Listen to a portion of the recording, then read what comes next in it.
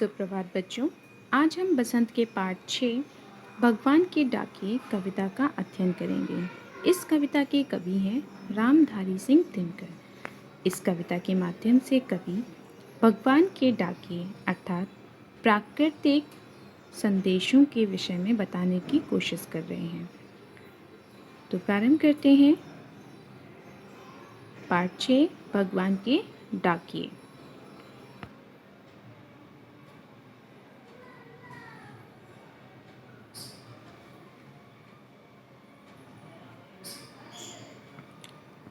पक्षी और बादल ये भगवान के डाकिए हैं जो एक महादेश से दूसरे महादेश को जाते हैं। हम तो समझ नहीं पाते हैं मगर उनकी लाई चिट्ठियाँ पेड़ पौधे पानी और पहाड़ बाँचते हैं मतलब पढ़ते हैं। तो कवि कह रहे हैं कि जो पक्षी हैं और जो बादल हैं ये भगवान के डाकिए हैं। मानव डाकिए मानव के तरह और ईश्वर के डाकिए ये प्राकृतिक संपदा हैं जो एक महादेश से दूसरे महादेश को जाते हैं, जो एक विशाल देश से दूसरे देश की ओर बढ़ते हैं और इन संदेशों को एक स्थान से दूसरे स्थान पर पहुंचाते हैं।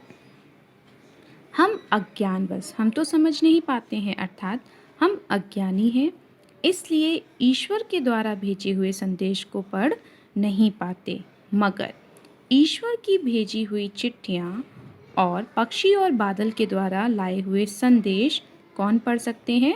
पेड़ पौधे पढ़ते हैं, पानी पड़ता है और पहाड़ ये सारी की सारी प्राकृतिक धरोहर ईश्वर द्वारा भेजे गए संदेश को पढ़ते हैं। तो कवि कह रहे हैं कि पक्षी और बादल ये भगवान के डाकिए हैं जो एक विशाल महादेश से दूसरे विशाल महादेश की ओर बढ़ते हैं। इनके संदेश हम नहीं पढ़ पाते क्योंकि हम अज्ञानी हैं, किंतु प्राकृतिक धरोहर इस प्रकृति संदेश को आसानी से पढ़ लेती है।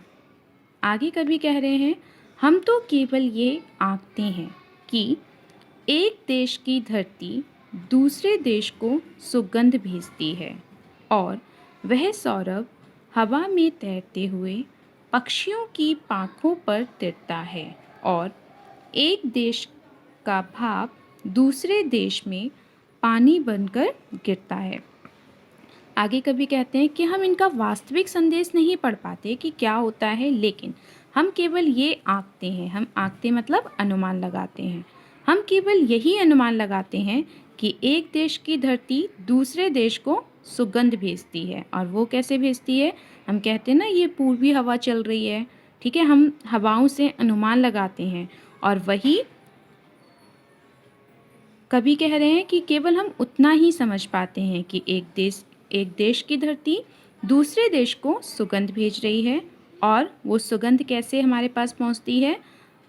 हवा के साथ तैरते हुए, और वह सुगंध हवा के साथ तैरते हुए दूसरे तरीके से पक्षियों के पंख पर तैरते हुए इस तरह से एक देश की धरती दूसरे देश को अपना संदेश भेजती है, हवा के माध्यम से, पक्षियों के पंखों के माध्यम से। और एक देश की भाप और एक विशाल देश की भाप दूसरे देश में पानी भरकर गिरती है। आगे कभी कह रहे हैं और एक विशाल देश की जो भाप है वो दूसरे देश में पानी के रूप में गिरती है। अर्थात हम वास्तविक रूप में जो पक्षी और बादल संदेश लाए हैं वो नहीं समझ पाते। वो संदेश क्या है कि वो किसी भी सीमा में स्थिर रहकर अपनी बातों को नहीं पहुंचाते। उनके लिए वासुदेव कुटुंबकम की ही भावना सर्वश्रेष्ठ है। तो वह सब जगह घूमते हैं, हर जगह अपने संदेश को भेजते हैं और हर जगह अपने प्यार को बांटते हैं। ये किसका संदेश है? ये किसका संदेश है? ईश्वर का। लेकिन हम क्या करते हैं? हम ईश्वर के वास्तविक संदेश को नहीं पढ़ पाते। अर्थात कवि इस कविता के माध्यम से हमें समझाना चाहते हैं, हमें बताना चाहते हैं या अपना संदेश देना चाहते हैं कि हम भी ईश्वर के संदेश को समझकर उनके अनुसार जीवन व्यतीत करने की कोशिश करें। हम किसी भी सीमा में, हम किसी भी क्षेत्र में, हम किसी भी भाषा में बंधित ना रहकर समस्त पृथ्वी को ही अपना मानकर एक खुशहाल वातावरण को बनाएं। तो संपूर्ण कविता का भाव कि कवि पक्षी और बादल का संबंध मनुष्य से जोड़ते हुए कहते हैं कि ये दोनों भगवान के डाकिए हैं, ये दोनों ईश्वर के डाकिए हैं। जिस प्रकार सरकारी डाकिए हमारे लिए हमारे प्रियजनों का संदेश लाते हैं, ठीक उसी प्रकार प्राकृतिक डाकिए भी हमारे लिए संदेश लाते हैं। लेकिन हम क्या करते हैं, हम प्राकृतिक डाकियों का संदेश समझ नहीं पाते हैं, पढ़ नहीं पाते हैं और उनको समझने का प्रयास भी नहीं कर सकते।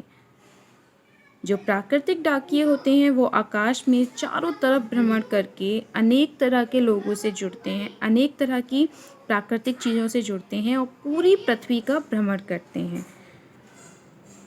और भगवान का संदेश हमें पहुंचाने की कोशिश करते हैं। अर्थात भगवान का क्या संदेश है कि पूरी पृथ्वी आसपास में एक है, पूरी पृथ्वी एक ही है, हमें इसमें किसी प्रकार का कोई भेदभाव नहीं करना चाहिए। इन प्राकृतिक डाकियों की लाई चिट्ठियों को पर्वत, पेड़ पौधे और नदियाँ पढ़ते हैं। पेड़ पौधे अपनी वायु, धरती अपनी सुगंध तथा नदियाँ अपना जल किसी एक विशेष क्षेत्र में सीमित नहीं रखते, बल्कि ये सब जगह इनको पहुँचाते हैं और सभी लोग इनका लाभ उठा सकते हैं।